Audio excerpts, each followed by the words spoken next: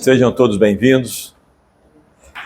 Nós escolhemos para o tema das nossas reflexões a lei de progresso.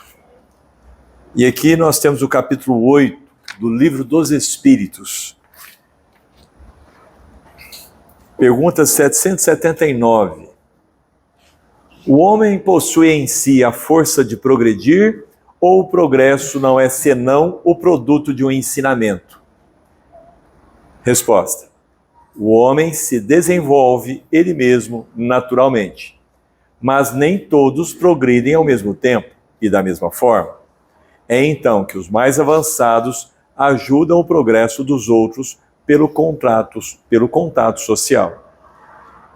Pergunta 780. O progresso moral sempre segue o progresso intelectual?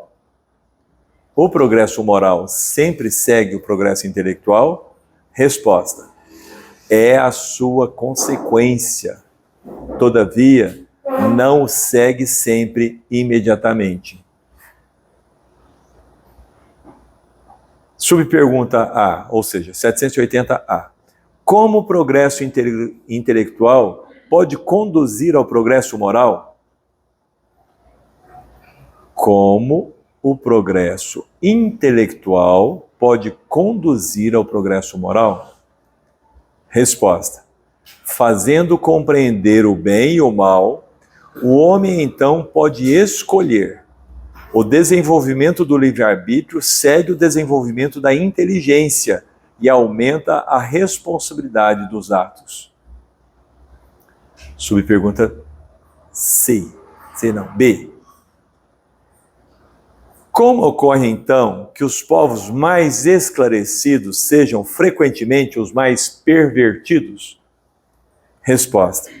O progresso completo é o objetivo, mas os povos, como os indivíduos, não o alcançam senão passo a passo. Até que o senso moral se tenha neles desenvolvido, eles podem mesmo se servir da sua inteligência para fazer o mal. O moral e a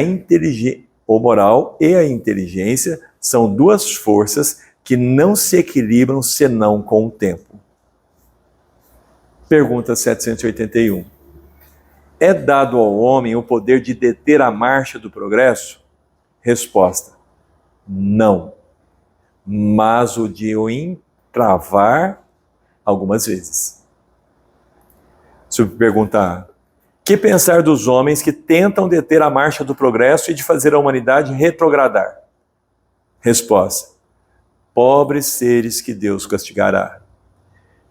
Eles serão transportados pelas correntes que querem deter.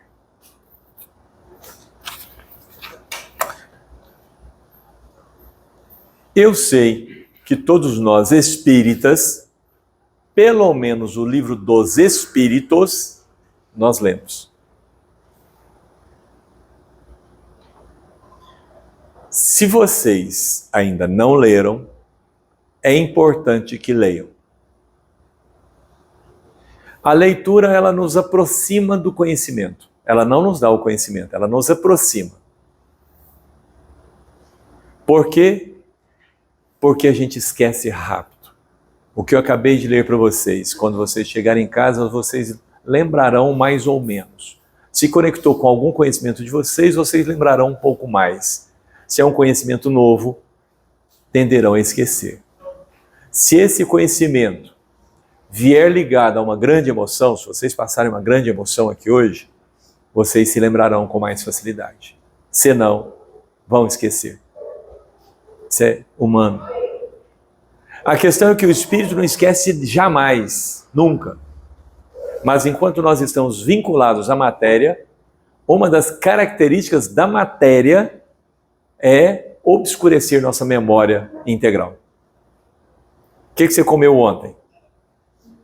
Domingo você ainda deve lembrar, né? Anteontem. Sexta. Sexta da semana passada. Sexta do mês passado. Do ano passado. Quanto mais distante o tempo, menor é a lembrança. Mas de vez em quando você, ao buscar um acontecimento qualquer, você lembra, está lá. Está guardadinho. Faz parte da nossa memória integral e imortal, mas não da nossa memória de trabalho. A nossa memória de trabalho é mais curta. Para que nós tenhamos uma retenção, nós precisamos ler, meditar, fazer alguma coisa com conhecimento. Se nós lermos hoje e daqui 3 dias lermos de novo, nós vamos guardar num lugar especial dentro da nossa cabeça. Vai ficar mais fácil acessar, mas com o tempo também se esvai. Se nós fizermos um reforço, depois desses 3 dias, mais uma semana, vai ficar num lugar mais especial ainda. Vai demorar mais a ser esquecido e nós lembraremos com maior facilidade no tempo, mas também vai diluir. Nós precisamos estar lendo e relendo e exercitando estes conhecimentos para tomarmos posse dele, para que ele passe a fazer parte do nosso instinto, do nosso automatismo. Então vamos raciocinar. O progresso moral segue o progresso intelectual. Quem não concorda? Pode levantar a mão. Todo mundo concorda? É a primeira casa que eu vejo isso. Primeiro lugar, desenvolvimento moral segue o desenvolvimento intelectual. Você precisa ser inteligente para depois ter moral. Opa. Viram que a gente começa a fazer confusão?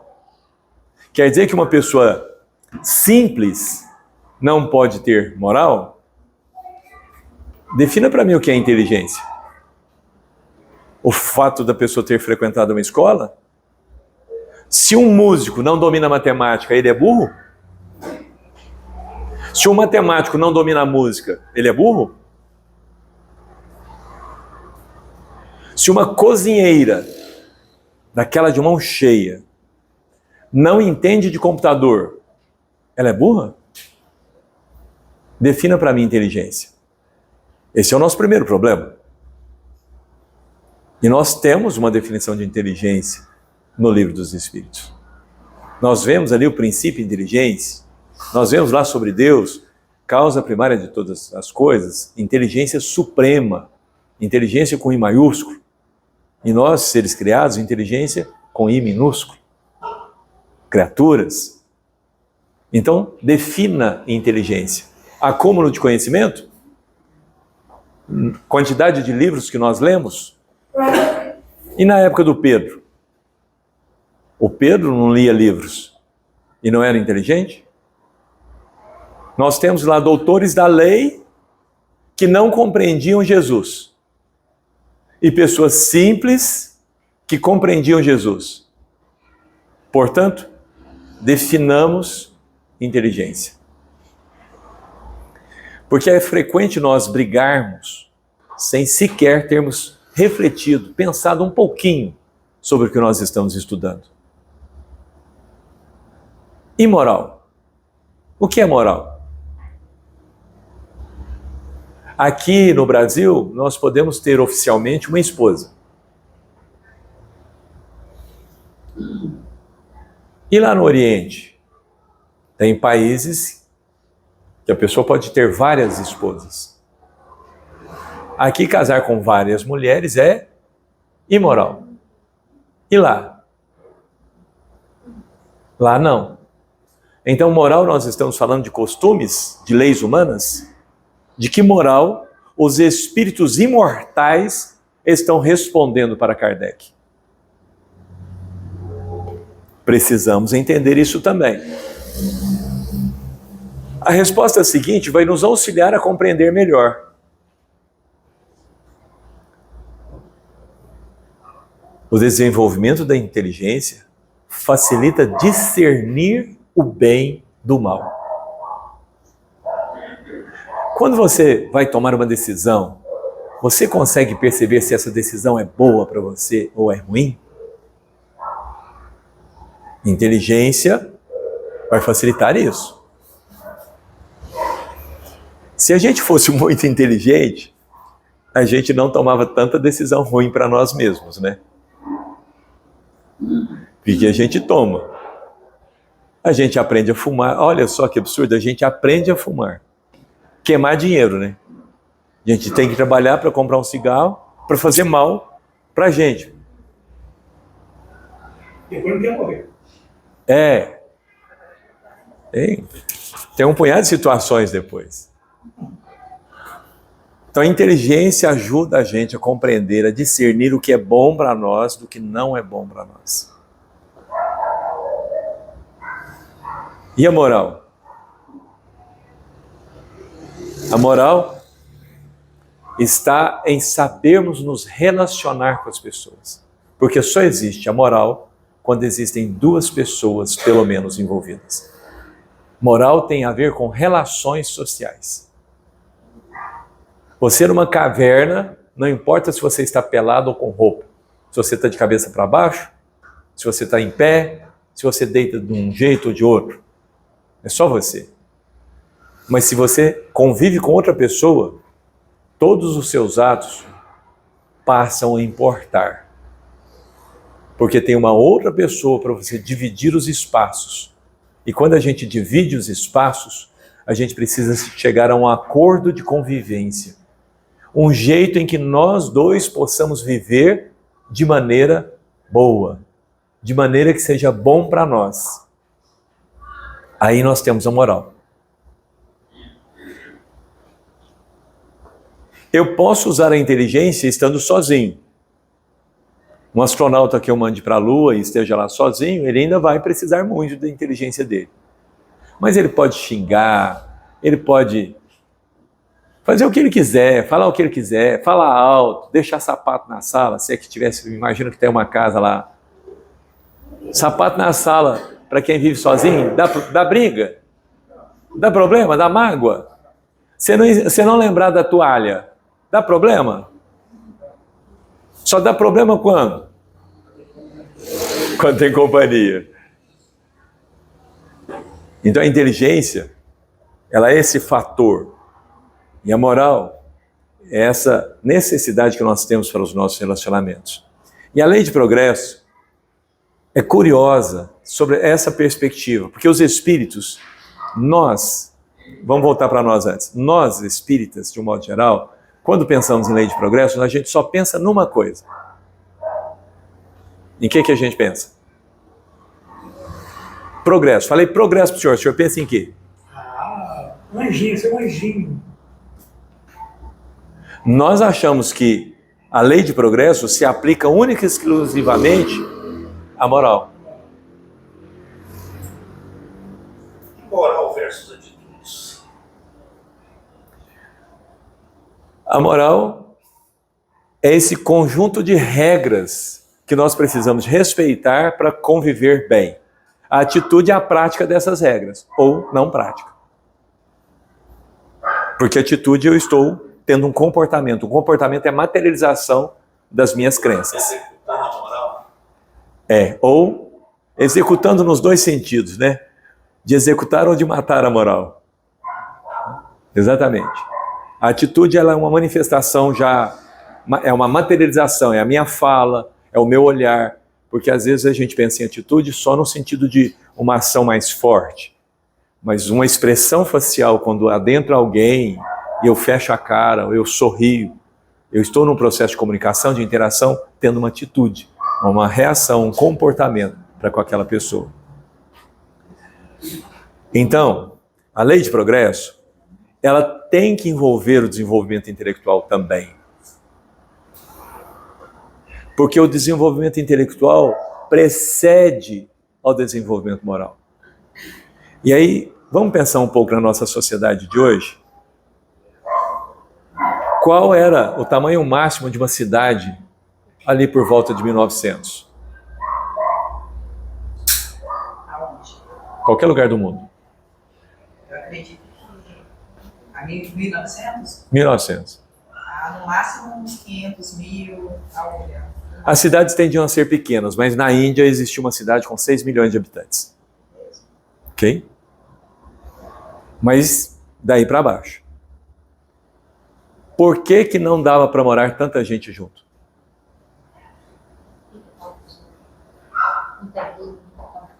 Começa por aí. Muita briga. Muita briga. Não tinha infraestrutura para isso. Infraestrutura também. Mas quando você briga, o problema não é a infraestrutura. É um problema de relacionamento. O nosso grande desafio era esse. E como é que era a nossa inteligência?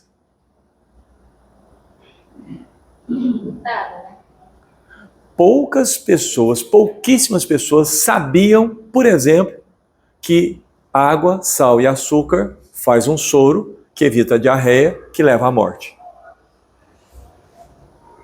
Desidratação, falei errado.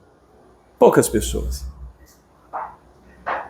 Poucas pessoas sabiam que fazer exercício prolonga a vida. Parece tão óbvio, né? É óbvio agora que a gente tem um conhecimento. A maior parte de nós acreditávamos que para termos alguma coisa nós tínhamos que tirar de alguém. Por quê? A maior parte de nós nem sabia plantar. E quando plantava, dava pouco. Porque a gente não sabia escolher sementes. Que são coisas hoje tão óbvias, né? É um conhecimento generalizado, não é? Estão entendendo o que eu estou falando? O nosso conhecimento, em 1900, como humanidade, era muito menor do que o conhecimento hoje. E por isso, nós não conseguíamos viver bem. Um país que começava a ter problema financeiro invadiu o outro para tirar do outro, porque não tinha recurso, não tinha como pensar, não tinha como conversar muitas línguas. Muitas línguas. Aí nós vamos avançar, acelerar o processo de não só conhecimento, mas de desenvolvimento intelectual. O conhecimento começa a ser multiplicado. O que acontece agora? Melhor convívio. Agora nós podemos viver milhões de pessoas em várias cidades. Nós podemos viver num condomínio, o que não cabia numa tribo.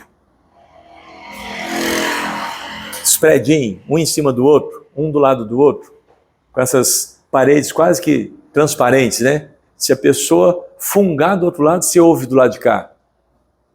Isso só é possível porque nós aprendemos e com o aprendizado nós fomos descobrindo que para a gente ter essa vida, porque um apartamento desse é 1000 vezes melhor do que um castelo do ano de 1500. O pessoal de Portugal que veio para cá, que era nobreza, veio de peruca, porque tinha piolho. Piolho. Os mais ricos tinham piolho. Não tomavam banho, não sabiam se higienizar. Todo mundo morria novo. Imagina quantos filhos nós tivemos que sepultar por ignorância. O desenvolvimento do conhecimento permite que hoje nós tenhamos uma sociedade onde nós conseguimos conviver mais, conviver melhor, respeitando os espaços. O desenvolvimento moral segue o desenvolvimento intelectual. Em qualquer país, em qualquer mundo. E aí quem fala que está piorando. Porque não lê o livro dos Espíritos. Não estudou, não reflete, não medita. E aí fica esperando uma transformação mágica, pensando que moral é alguma coisa que vem do nada. Moral é o fruto da sua inteligência. Moral não é um acidente que vai acontecer, que de repente você... não, agora eu sou bom. Não. Você será bom quando você começar a compreender que escolher o bem é melhor para você. Quando isso for vantajoso para você. É tão assim que o Pedro pergunta para Jesus: e nós que tudo abandonamos para te seguir, o que ganhamos com isso? Olha o raciocínio do Pedro. Estamos te seguindo, o senhor está aí fazendo todo o bem que o senhor está fazendo, amando todo mundo, tá? Mas e aí? Qual é a nossa recompensa? Qual é a nossa recompensa? Jesus fala para Pedro: Nessa vida mesmo você ganhará centuplicadamente. Ótimo negócio. Melhor investimento que tem. E na vida futura, num século futuro, a vida eterna. Negoção. Não tem mais médico, não tem mais medo da morte, não tem mais doença. Todas as coisas que dão um trabalhão danado para nós desaparecem. Até a alimentação. Apresentam comida para Jesus e ele diz, não preciso. Mas alguém deu de comer para ele? Eu não trouxe nada. Alguém deve ter dado alguma comida para ele. Tem um alimento que vós desconheceis. Olha que frase, gente, para a gente entender as coisas. Tem um alimento que vós desconheceis, não conhecem, ignoram. Sabe qual era o alimento de Jesus? Fazer a vontade de meu Pai. A gente ouve isso, mas não entende. Não faz sentido para nós. Porque aparentemente é contraditório. Fazer a vontade de Deus é não fazer a minha. E nós, dentro do nosso egoísmo, pensamos, mas se eu não cuidar de mim, quem vai cuidar de mim? Mas se tudo é de Deus, Ele criou tudo, Ele movimenta todas as coisas, por que eu tenho que cuidar de mim? Isso é problema dele. Eu não sei se vocês entenderam o que eu acabei de falar. Cuidar de mim é problema de quem? De Deus. De Deus. Ele que mandou o Covid. Ah, não foi o demônio? Você ainda está realmente pensando em demônio? Você acha que tem dois deuses? Um bonzinho e pamonhão, né? Pouca gente segue ele, pouca gente respeita ele, ele fica falando, façam bem, e as pessoas não vão para frente. E o 10, porque vai ter seguidor assim lá longe, né? Sabe, é até interessante, né? O Deus bom criou o mundo e criou os homens para o Deus mau, porque todo mundo acaba indo lá para segui-lo, né? Falta de raciocínio da nossa parte. Ou então a gente vai assumir uma coisa, o Deus mau criou a gente, e de vez em quando um de nós escapamos dele e vamos para o Deus bom. Aí faz mais sentido.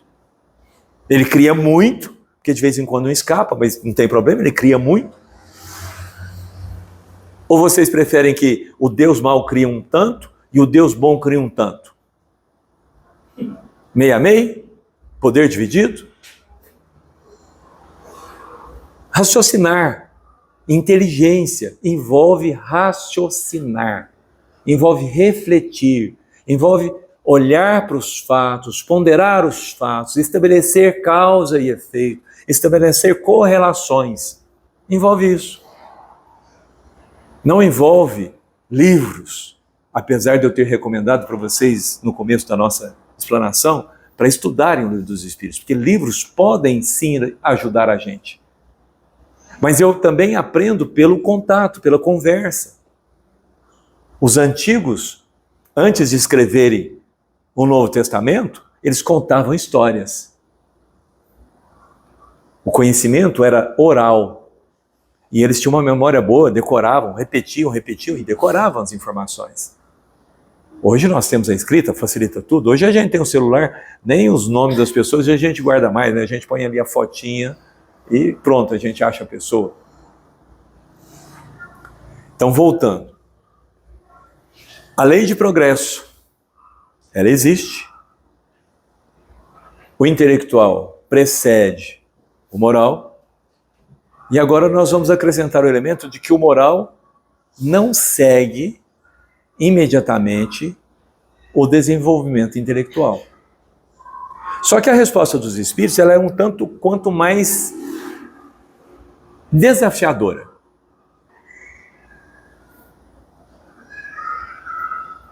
Existe um bichinho chamado livre-arbítrio. Tem um capítulo que trata sobre a lei de liberdade, eu recomendo estudarem ele.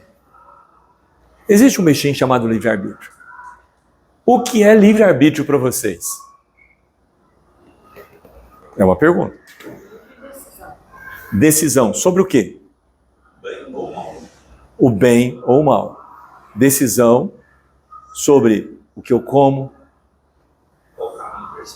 que caminho eu sigo, se eu caso ou compro uma bicicleta. Decisão. 2, 3 alternativas e eu escolho uma. Ok? Certo? Livre-arbítrio é isso? Tranquilo? Só existe uma liberdade. A escolha do tempo do meu progresso. Ou agora ou daqui 10 anos? A velocidade que eu vou. O Lenço ouviu isso, né? Vou mais devagar, vou mais lento. Vou agora, vou depois.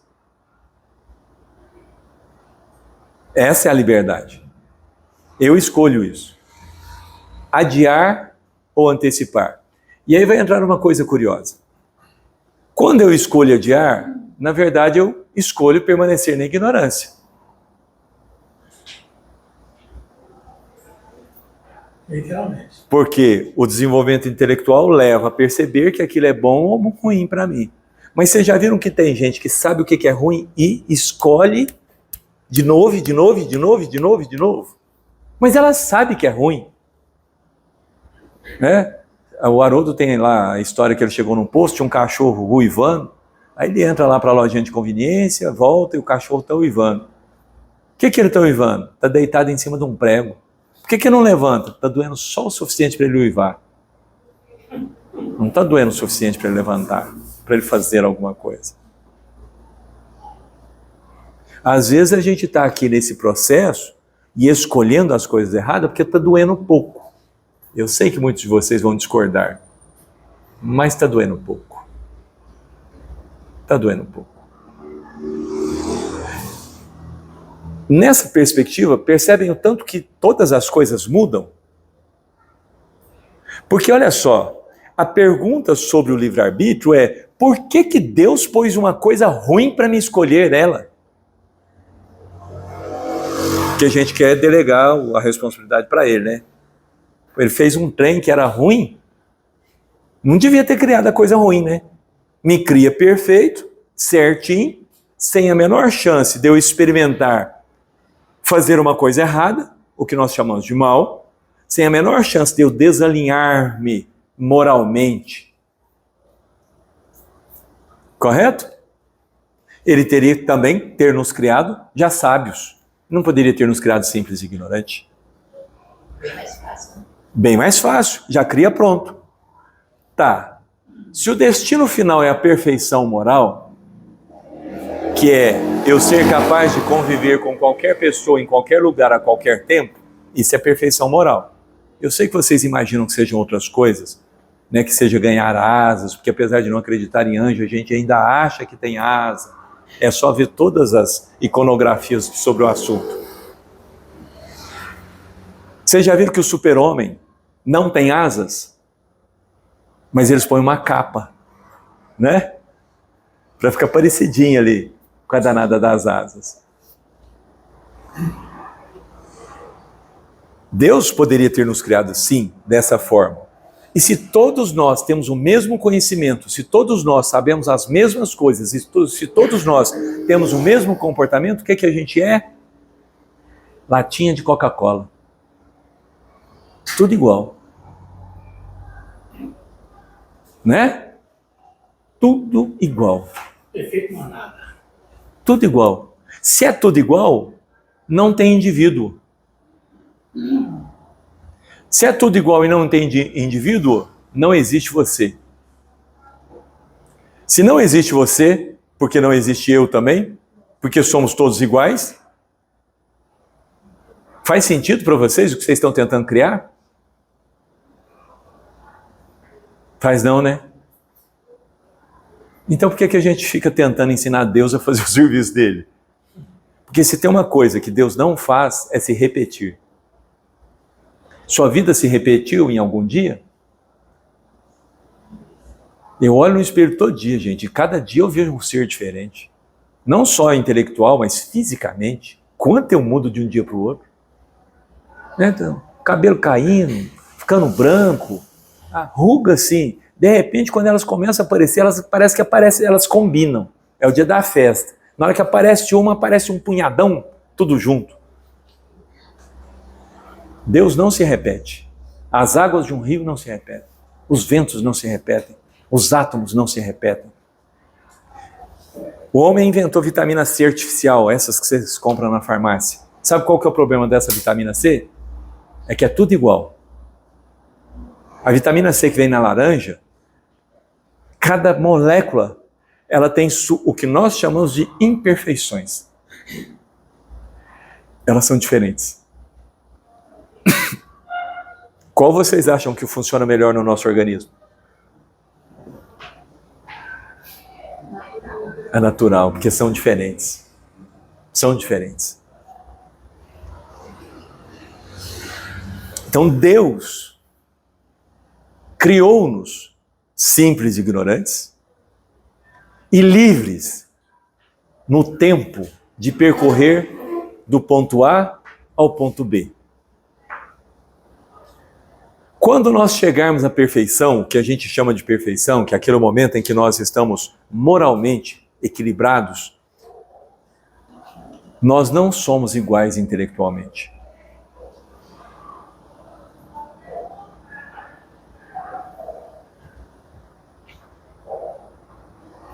A perfeição moral, ela é uma coisa curiosa, porque ela chega e chega.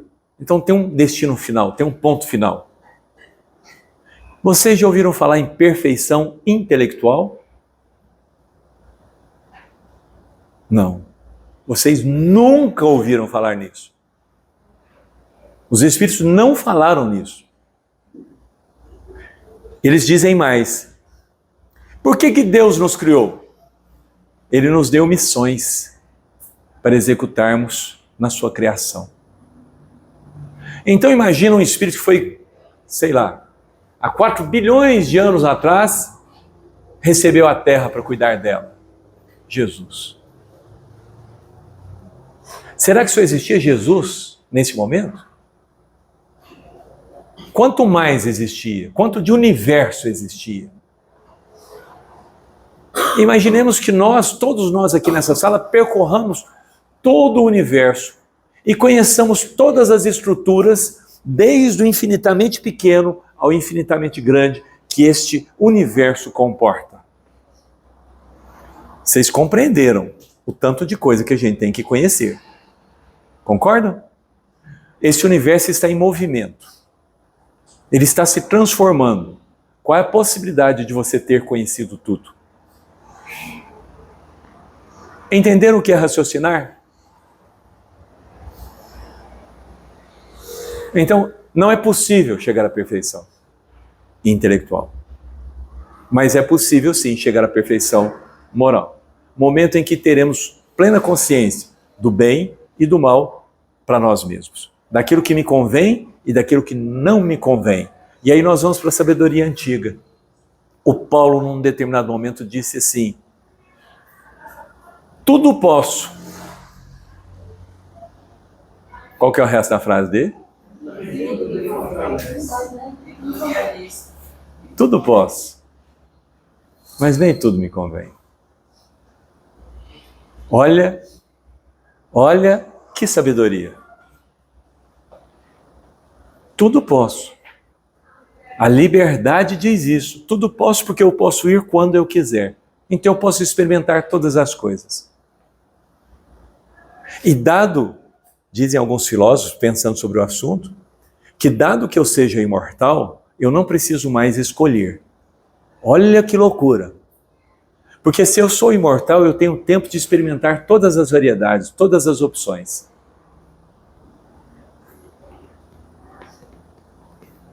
Entenderam a ideia? Se eu posso experimentar todas as coisas, não tenho mais que escolher.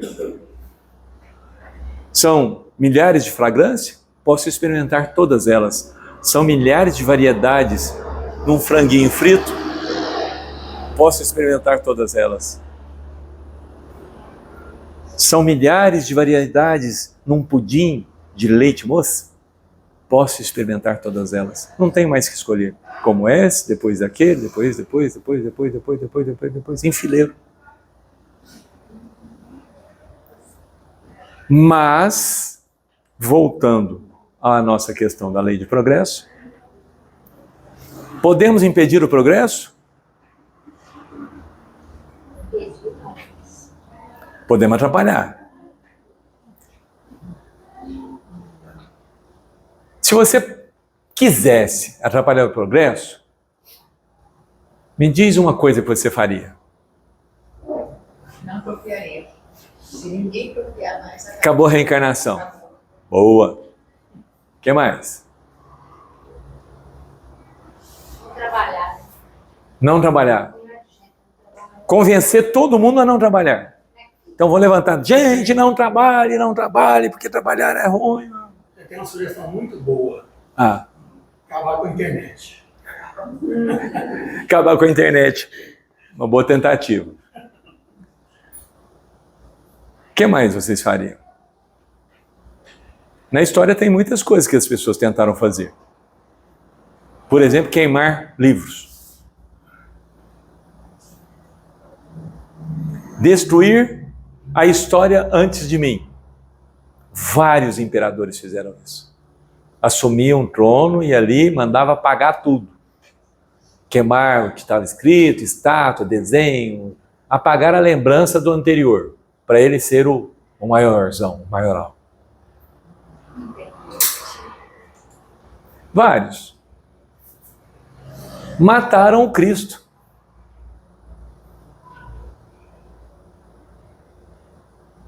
Matando ao Filho, eliminamos a ideia do Pai. Adiantou? Se tivesse algum jeito de acabar com a escolha, faria, vamos dizer assim, estacionado, né? Todo mundo parar, que nem ela falou a lei do trabalho, né? Se parar de trabalhar todo mundo estaciona. É uma. Mas chega um momento em que a gente tem que sair do lugar. Esse negócio de estacionar é uma coisa curiosa. Muitos de nós morremos e vamos para um umbral. Vocês já devem ter ouvido falar nesse lugar, né? Aí no umbral, tem umas regiões lá que a gente fica maçando barro. Literalmente maçando barro. De tempos em tempos tem um aparelho lá, mecânico, um aparelho, que traz ele tem uma estrutura eletromagnética que é o equivalente a uma grande tempestade, junto com um grande terremoto, com um grande furacão. Eles chamam ele de o fogo reparador. Esse aparelho, ele tem a função de misturar, de queimar aquela matéria mental que nós estamos gerando, que é ruim, que está lá deteriorando. Então ele vem para renovar esses espaços. E quando ele vem, até o mais trevoso sai correndo. Até aleijado ganha perna. Ninguém fica parado. O carro do progresso, tem uma pergunta mais para frente, tem gente que tenta resistir ao progresso, mas chega uma hora que o carro do progresso esmaga essa pessoa com suas rodas. O melhor exemplo de esmagar com suas rodas que eu já vi é esse do fogo reparador que está lá, salvo engano, no Obreiros da Vida Eterna, ou então no Missionários da Luz, um dos dois. É o que tem lá, o Lar de Fabiano. Nós podemos tentar impedir o progresso, nosso e das pessoas que estão à nossa volta. E nós já tentamos de diversas formas, normalmente com um envolvimento de um grupo restrito de pessoas, que para nós significava todo o grupo. Então a gente tentou manter os escravos na ignorância, nós tentamos manter o povo na ignorância, nós tentamos manter uma série de estruturas em que nós privilegiamos o não aprendizado. Por exemplo, as mulheres não podiam ir às escolas, as mulheres não podiam isso, não podiam aquilo. Uma série de proibições, uma série de tentativas ao longo dos milênios. Mas chega em 1900. E por que eu estou insistindo em 1900? Em 1850 vem o Livro dos Espíritos e fala que nós estávamos entrando num período de regeneração. Nós estávamos muito próximos a esse período. E que os espíritos vinham revigorar os ensinos de Jesus, relembrar esses ensinos, revivê-los. E vem. E os espíritas acharam que era só a doutrina dos espíritos, que a coisa era ali, que os espíritos iam se comunicar só ali, que era só uma questão de mediunidade. O Kardec veio, fez aquele corpo que era para ser universal para todo mundo, e uma série de pessoas tentou restringir o progresso. Você vai em qualquer treinamento hoje, empresarial, e estão te ensinando a perdoar, a fazer o bem, a se relacionar com as pessoas. Você vai na psicologia, tem uma tal de psicologia da gratidão. Parece coisa de religião, né? Mas tem lá, psicologia da gratidão. Você vai num treinamento qualquer, eles vão te ensinar comunicação não violenta. Bem-aventurados os mansos e pacíficos. E agora você aprende comunicação não violenta, por quê? Porque é o melhor para você. Para você poder ter um emprego, para você poder manter a sua empregabilidade, para você ir para qualquer lugar, para você progredir na sua carreira financeira. Em qualquer treinamento que você vai, hoje, todas as práticas morais que são realmente comportamentos de boas relações, que são necessárias para a gente ter um bom convívio, estão sendo debatidas, conversadas. Ah, porque o passe é uma questão dos egípcios, e aí a gente vem e a gente faz o passe assim, assim, assado, e hoje os hospitais estão testando e vendo que funciona, estão usando o passe também. Entendem o que nós estamos falando? Nós espíritas precisamos estar atentos, porque o progresso está se realizando apesar de nós. Nós também estamos sendo arrastados. Nós espíritas poderíamos estar fazendo essas transmissões, né? Há quanto tempo? Mas não fazíamos. Quem quiser que venha à casa. Hoje, temos que manter isso.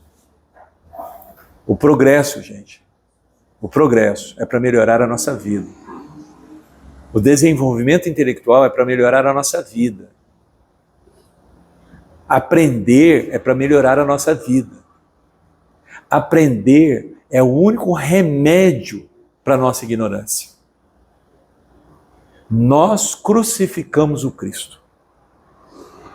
E Jesus, do alto da cruz, olha para nós e faz uma prece para Deus. Pai, perdoe-os, eles não sabem o que fazem. O nosso maior mal é a nossa ignorância. Nós, espíritas, precisamos combater a ignorância. Como? Estudando, praticando, vivenciando, divulgando, compartilhando. Dessa forma. É nossa responsabilidade. Na nossa vida, na minha vida, lá na minha casa. Aprender todo dia.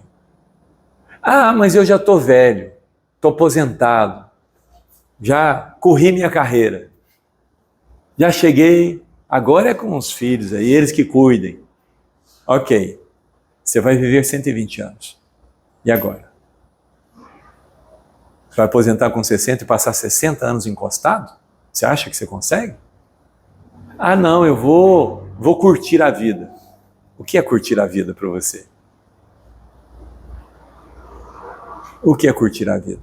Ficar à toa? Não trabalhar? Não fazer nada? O que é curtir a vida?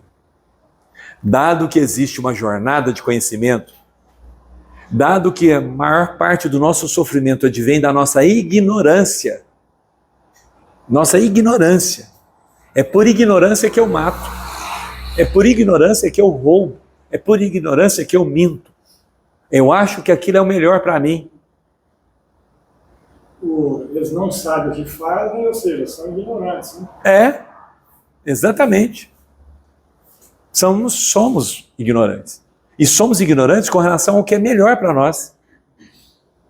Nós não olhamos para o Cristo e pensamos, o melhor para nós é ter os ensinos dele, é segui-lo. Nós achávamos que o melhor para nós era calá-lo. Se eu calar, eu não vou ouvir. Se eu não ouvir, o progresso não vai acontecer, vai ficar tudo do jeito que está. A nossa ignorância nos levou a criar um jeito de embalsamar os corpos. Eu vou arrancar aqui os intestinos, vou arrancar as partes interiores, vou passar uma cera nesse trem, porque lá na frente eu volto nesse corpo. Olha as múmias que estão nos nossos museus, meus amigos. Ignorância. Nós achávamos que imortalidade era isso, preservar o corpo físico. Muita ignorância, em todos os tempos, de todas as partes. Então a lei do progresso é uma transformação do simples lá, Tem filme assim. da criação. Tem muito. E a gente ainda cultiva isso, né? A gente tem largos investimentos em criogenia, que vai lá, pega a pessoa e congela. Congela, não, eu vou congelar agora, tal, guardo meu ouro ali, aí daqui 100 anos eu volto. O corpo está lá congelado. Tem muita gente congelada hoje. Ah, não, mas não funciona o processo de voltar. Daqui 100 anos eles já descobriram como é que volta. Então, essa é a aposta das pessoas. Compreende o problema da ignorância? A gente vive numa fantasia e está tudo bem. Isso faz parte da nossa jornada para sair da ignorância. Porque para sair da ignorância eu tenho que conhecer. Para conhecer eu tenho que experimentar, eu tenho que viver. E o que é viver no final das contas? Se não ganhar experiências, se não experimentar. O que é viver se não experimentar? E o que a experiência nos ensina? Indo para os finalmente, encerrando a nossa palestra, é interessante quando a gente volta no tempo e olha as pessoas no entorno de Jesus. Não tinham a tecnologia que nós temos, não tinham os livros que nós temos, uma série de limitações. E, no entanto, o cristianismo sobreviveu. Por que o cristianismo sobreviveu e chegou aos nossos dias? Quando a gente não sabe como os egípcios construíram as pirâmides. A gente tem hipóteses. A gente não sabe muita coisa sobre muita coisa que seria básico, que eles poderiam ter escrito. E, no entanto, os ensinos de Jesus sobreviveram até nós. Já pensaram nisso?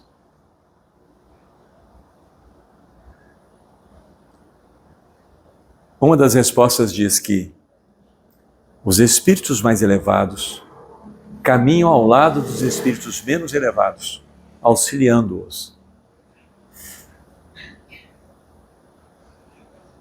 É muito importante que a gente se lembre disso. Em diversas palestras, eu já tratei com vocês sobre os espíritos superiores na nossa casa, aqui na casa espírita, na rua, em toda parte. Nós estamos cercados desses espíritos. Espíritos que já venceram a ignorância e que voltam para nos auxiliar. Sabe a história do Fernão Capelo Gaivota? Eu acho que a maior parte de nós já lemos esse livro, né? Ou então do peixinho dourado, que sai ali do aquário, descobre lá o mar e volta. Ou então Sócrates, quando o homem sai da caverna e vendo a luz, volta e diz para os que lá estavam: vocês estão vivendo nas sombras. É uma história que se repete milenarmente porque fala de uma verdade. O progresso se dá porque espíritos superiores vivem conosco. Vivem conosco. Isso para voltar na primeira pergunta. O homem possui em si a força de progredir ou o progresso não é senão o produto de um ensinamento? Resposta: o homem se desenvolve, ele mesmo, naturalmente. Na Gênesis, diz assim: faça-se a luz, e a luz se fez. João vai dizer: no princípio ele era o Verbo, e estava com Deus e era Deus. Nada do que foi feito sem o auxílio dele. Tudo o que foi feito por ele. Ele é a luz do mundo. E veio para os seus, e os seus não a receberam. Faça-se a luz. O homem se desenvolve ele mesmo naturalmente. É o faça-se a luz. Só que nem todos progridem ao mesmo tempo. e da mesma forma. E é então que os mais avançados ajudam o progresso dos outros pelo contato social. Nada do que foi feito sem ele. Tudo o que foi feito por ele. Então nós nos desenvolvemos naturalmente, sim, mas somos auxiliados pelos que vão à frente. E João, maravilhosamente inspirado, no começo do seu evangelho, vai nos dizer que quem está nos fazendo é o Cristo. Que a paz do Cristo nos envolva a todos.